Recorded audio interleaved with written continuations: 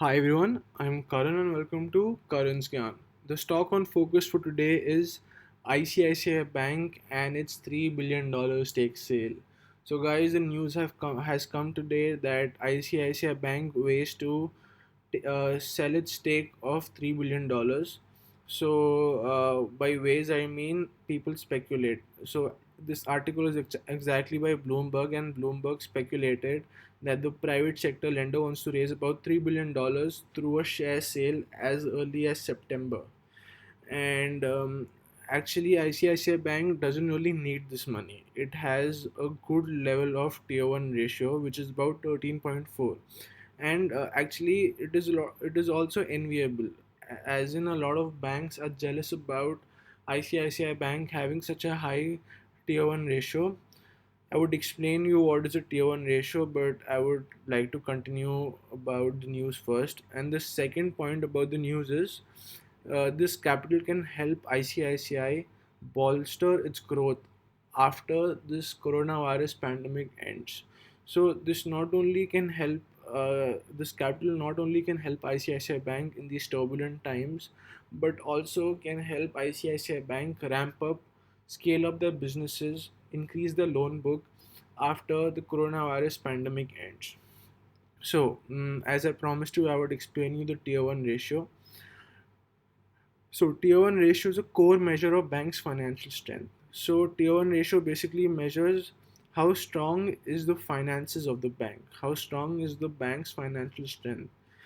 A high ratio of the bank indicates that the bank can absorb a reasonable amount of losses without the risk of failure. This says that if in turbulent times the bank is faced with a lot of stress, that means a lot of borrowers default on their loans, that bank can absorb reasonable amount of losses without the risk of failure. The Basel III requirement states that the bank should have at least 6% tier 1 ratio. And as you can see, ICICI Bank has almost double of that requirement. It's about 13.4%, and that's why it's quite enviable. A lot of people hate seeing ICICI Bank. A lot of banks hate seeing ICICI Bank having a very high tier 1 ratio. So this is pretty much a comparison of different banks and their tier 1 ratios. Actually, ICICI Bank doesn't have the highest tier 1 ratio. Kotak Mahindra Bank has the highest tier 1 ratio in India. After that, HDFC Bank, then ICICI Bank, and then Axis Bank. However, a lot of private banks are particularly not enviable about ICICI Bank's tier 1 ratio. It's the public sector banks that are enviable about the ratio. I'll give you a more detailed analysis. HDFC Bank has 16.4% tier 1 ratio. Axis Bank has about 13.24% tier 1 ratio, which is lesser than ICICI Bank. Kotak Mahindra has the highest ratio of 17.7, and SBI has a ratio of 9.77. So SBI being the biggest PSU bank and the biggest PSU lender, it having a tier 1 ratio of 9.77 can basically highlight the uh, bad debts of PSU banks. As you know, PSU banks are really poor in managing their money and have really high NPAs and have really low tier 1 ratio. So this pretty much this graph pretty much shows you the different tier 1 ratios and gives you an understanding about the standing of ICICI Bank among other banks. The bank has already raised 3,000 crore in the past 2 months through stake sales in its insurance subsidiaries. It sold part of its stakes in ICICI Prudential Life Insurance and ICICI Lombard General Insurance. Moreover, India's second largest private bank will be joining its peers in seeking capital to expand its lending business and betting on an economic recovery once the pandemic subsides. It's not only ICICI Bank who's looking to raise capital, it is a lot of banks are looking to raise capital. HDFC Bank, Kotak Mahindra Bank. So that's what it's saying. It's saying that along with ICICI Bank, a lot of its peers are seeking capital to expand lending business. Now, apart from expanding its lending business, why is ICICI Bank raising money when it has a good capital adequacy that trumps that of its peers. So what this question is asking is, why does ICICI Bank have to raise money? It has a good tier 1 ratio, it has a good capital adequacy ratio, and it's doing better compared to its peers. And where's the need to raise money? It has already raised 3,000 crores from stake sales previously. So why raise $3 billion? So I'll give you the reasons behind this. So, analysts believe that this capital can enable the bank to not just survive the pandemic risk but also grow its book and gain a market share. ICICI Bank has a stress loan of about 16,668 crores under watch list. By what I mean by watch list is, ICICI Bank is watching a loan pool of about 16,000 crore because they fear that these loans might turn into NBAs, because these are desperate times and a lot of borrowers are likely to default. These exposures come from commercial real estate, non-banking finance companies, and small businesses.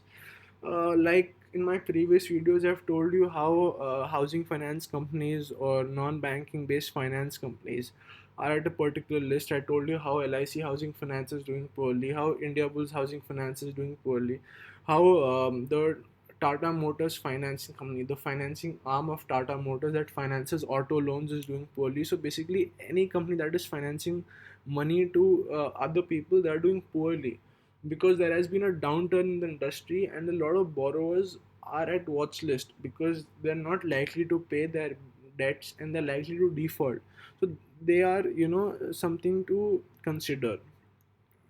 And commercial real estate industry again has a downturn, so that's why those loans are also under watch list. The bank has said it is difficult to assess impact on asset quality due to moratorium on the loans. However, the lender has given enough provisions to cover the risk from arising the pandemic.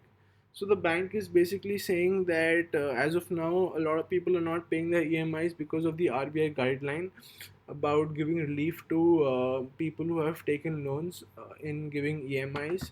Because of which, since people are not giving EMIs, you can't differentiate between people who are likely to default and people who are likely to pay their EMIs after this moratorium of loans gets lifted. So this is what ICICI Bank says. It's difficult to assess the impact on asset quality. So once this situation is over, ICICI Bank can judge the impact more clearly. And the stake sale can help raise its provisions. Explain to you what provisions are before.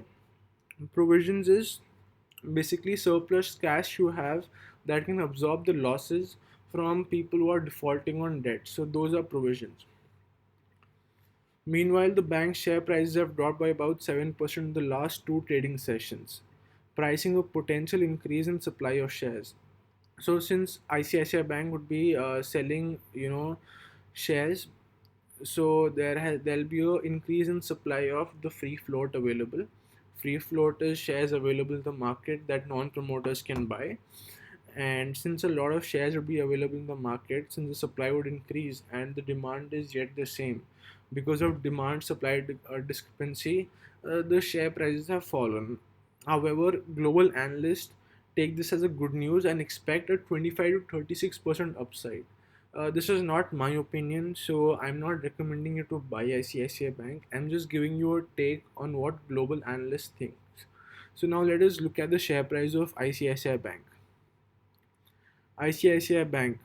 ICICI Bank made a high of about, I'd say, 550 rupees in the last 6 months, and after this pandemic, it had dropped to a historic low of 284 rupees. As of now, ICICI Bank is trading at rupees 350 rupees, which is pretty reasonable to the high it made and the low it had made previously. And I would say ICICI Bank is at reasonable level to buy, and you should kind of wait and watch for some time. You should wait for the market to be less volatile But if you guys have an SIP in any, if you want to put an SIP in ICICI Bank, it can give you a good time to average down, because I believe ICICI Bank's price should go up in the long run. It is a good bank. It is India's second largest bank, second largest lender. It's a good private bank. It has good ratios. It has less amount of NPS compared to PSU Bank. So if you want to buy a PSU bank, forget about buying PSU Bank and rather buy ICICI Bank, HDFC Bank, or Kotak Mahindra Bank. And this is a pretty good level. I won't recommend buying, but you should keep a track on the price of ICICI Bank and maybe invest in SIP if you can. So guys, this is pretty much it about ICICI Bank, and I hope you like the video. Please press the like button if you like the video, and please subscribe to my channel if you want more such videos in the future. Thank you so much. Bye bye.